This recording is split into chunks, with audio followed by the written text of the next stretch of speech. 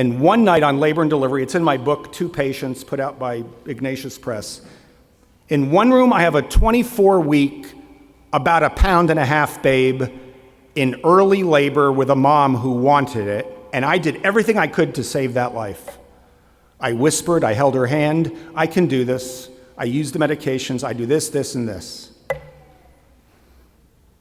In the very next room, the same scenario, a mother, early in labor, 24 weeks, 1.5 pound baby, didn't want it. Said, hey, Bruchalski, or hey, doc, get rid of it. Okay. Broke water, gave her medicine, and blew the baby out. It comes out crying in my bucket that I caught it.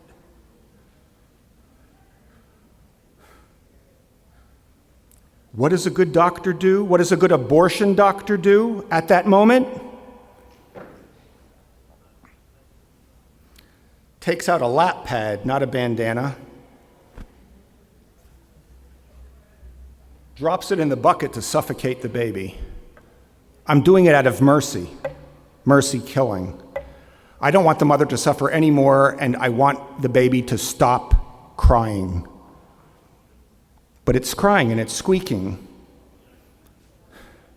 So what does a good doctor do in that case? That's why they don't want anybody, they want abortion on demand up through birth. Because live births after an abortion is called a failed abortion, and that's kind of like frowned upon. So what do you do as a good doctor? You pick it up, you try to stick your finger in its mouth to suffocate it. Still was crying. So I finally picked it up because I'm examining the patient like what a real doctor does, and it was heavy, and I threw it on the scale. It was 5 grams over 500. I had to call the nursery, the neonatal intensive care, to come in and save and resuscitate my failure.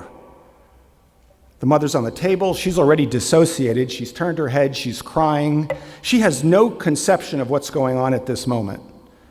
In walks Dr. Debbie Plum. She takes one look at me. She's the neonatologist, ready to resuscitate this baby, and she says, hey, Bruchalski, stop treating my patient as a tumor. And oh, by the way, have coffee with me tomorrow. It's called Discipleship 101. She witnessed